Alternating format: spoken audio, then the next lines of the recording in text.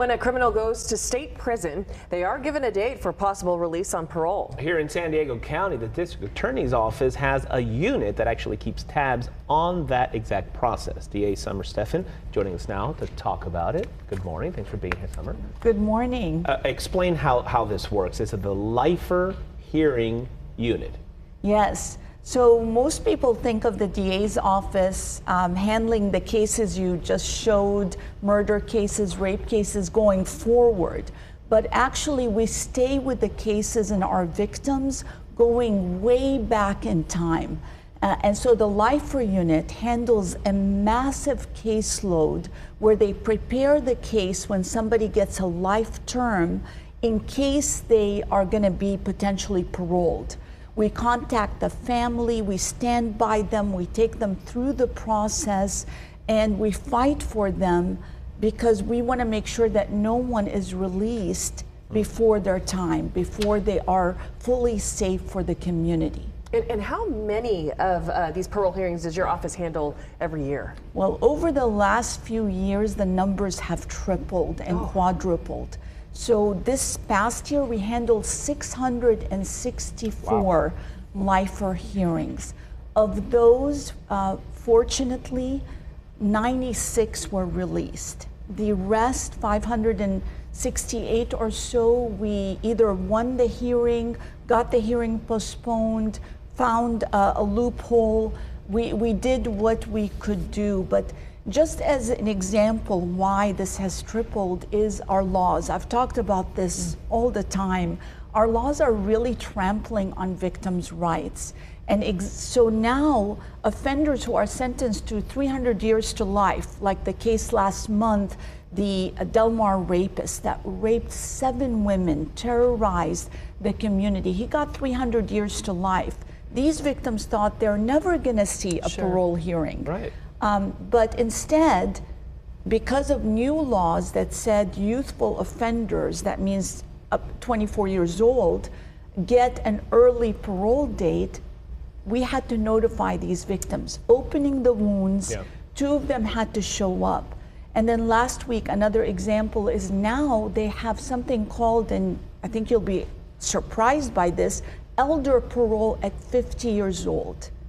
So one of my murder cases that I did in 2003, a brutal rape murder of a young man, Johnny, his family traumatized, innocent guy that was killed just because he was dating the obsession of this person. And what ended up happening is he got 74 years to life, jury conviction, first-degree murder, forcible rape, and he gets elder parole at 51. So because it was my case, I was right there with the victim's family. We fortunately got a 5-year denial, but it means in 5 years they have to go through it all over back. again. Wow. Over and over and over. It seems like in terms of the public eye, we saw this over the years with, specifically for me, I remember the Charles Manson case. It kept coming up and coming up. Every couple of years you have these wackos from the horrible crime that happened, and it happens on every level. How do you guys decide when and where to oppose parole? And how does that relate to when the sentencing goes down and they say 300 years to life? Do they then have to add with the possibility of parole? Or how does that work? Because shouldn't that be done at the time of sentencing to say no parole? Exactly. There should be what we call truth in sentencing. You know, a victim should know this is the result. This is what I have to live with. Sure. We went through the justice system. We had our jury trial. We bravely came into court. This is what I should expect. That is out the window now because every year we get a new law. It used to be elder parole at 60. So we faced all that increase. Elder parole, define exactly what the thought process behind that is. What, you turn 50 years old and suddenly you're okay to be released even though you had a life sentence? Right, with no... Based on what? And based behavior? on, no, that is nothing. You're still eligible just because you hit the age and the years. The same with youthful parole.